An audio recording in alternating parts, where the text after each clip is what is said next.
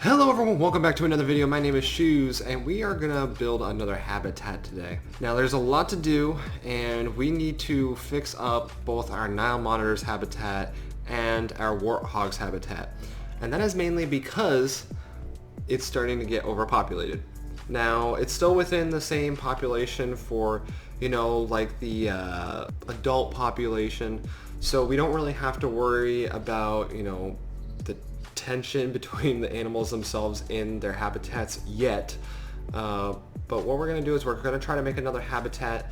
I want to spend my conservation credits, but as you see, we only have 187, which won't really get us any good animals.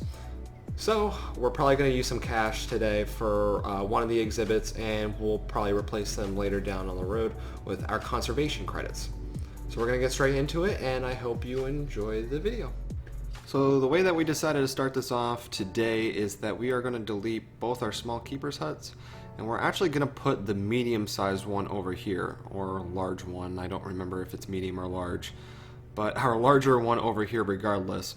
And essentially what the idea is that we're going to blend it in with the two habitats that we're going to be building, or I should say the warthogs habitat, and we're going to actually end up getting Okapis, spoiler alert, because they actually did fit into our conservation credits. So we were able to get two, which was really awesome. So essentially we try to figure out how we're going to line this all up, and it takes me a few tries to get it just right because it's still very condensed. But essentially what we tried doing is we're going to make a null barrier, and we're also going to add these little like sheds.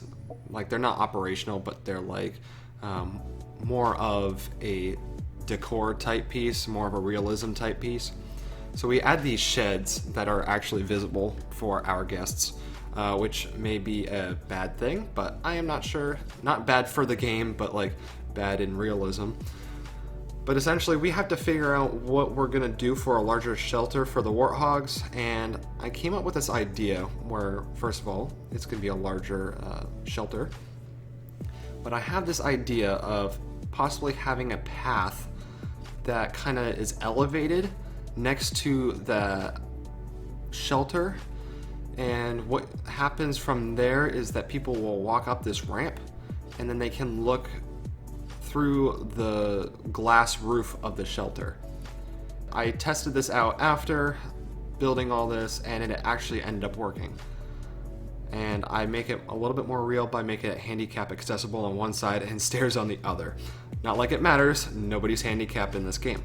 But essentially we have to end up recreating a lot of the landscape, and we have to try to figure out how we're going to add everything else in. So we have to move some more enrichment items. I end up adding a big mud bath in there.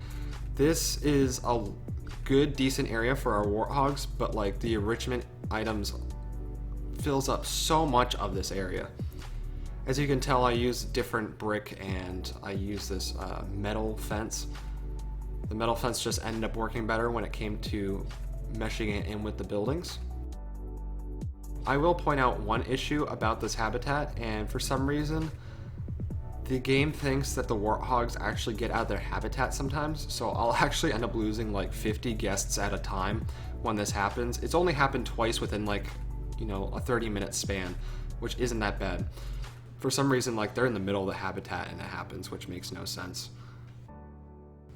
So this is a small little jump right here, but essentially we ended up doing this off camera where we actually had this big bridge in the back because I drew out some sketches ahead of time before the the final release of the game even came out. So therefore I ended up building those ahead of time because I had a general idea of what I wanted to do. But anyhow, we end up having to build this enclosure for our Okapis, and it ends up not being that big for them. So that's why I had to fix the bridge line where the guests can walk along. Now, the one issue about Okapis is that they're relatively shy and they like to hide away. It was a little bit of a challenge because I'm trying to figure out different ways to bring them out instead of trying to shelter in their building that I made for them. And we'll get to that here in a few moments. One more thing to point out that I forgot to point out earlier is that we actually don't do anything with the Nile monitors habitat. So that's just a heads up before we get further into the video, in case if there's any sort of confusion. I'm not going to end up doing anything about it. So one thing that I forgot to end up doing is actually adding a roof to our little keeper's hut building. Well, it's not little anymore, but bigger. But you get the point. I forgot to add a roof, and then I just kind of do some finishing touches on it before I really go any further.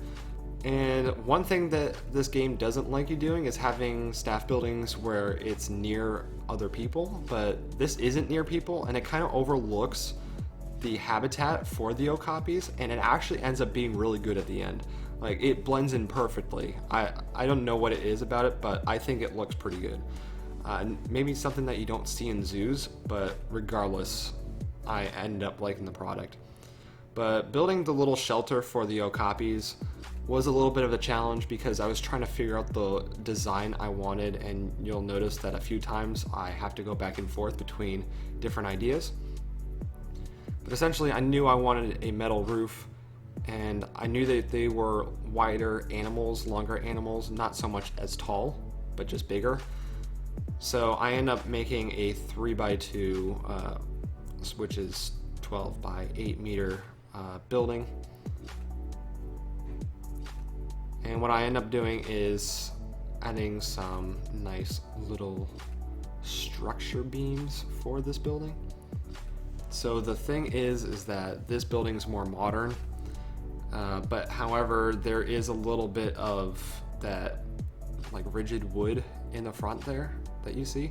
I really don't know what to call it, but essentially it is just the plain look of Planet Zoo and not part of the modern researched items. Hopefully that makes some sort of sense. So I end up doing the same thing like I did in the Warthogs. I end up just putting the metal fences right up to the structure of the shelter and add a null barrier along the perimeter of it. So the good thing is these Okapis stay in their habitat, and the thing is too is that they're actually friendly with guests, so I could actually allow people to walk in it, although I don't think I'm going to do it because they're relatively shy, and I've noticed that they actually don't like to come up a lot. So I actually had to end up adding a lot of enrichment items toward the main viewing area, and they actually ended up coming out, but I also added like a bunch of do not disturb signs and all that fun stuff. But you won't see me add the enrichment items for the most part, but you will get to see the little cinematics here at the end. But other than that, it's going to play out for you guys. I hope you enjoyed this episode. If you did, be sure to give this video a thumbs up, subscribe if you haven't already, and I will see you guys in the next video.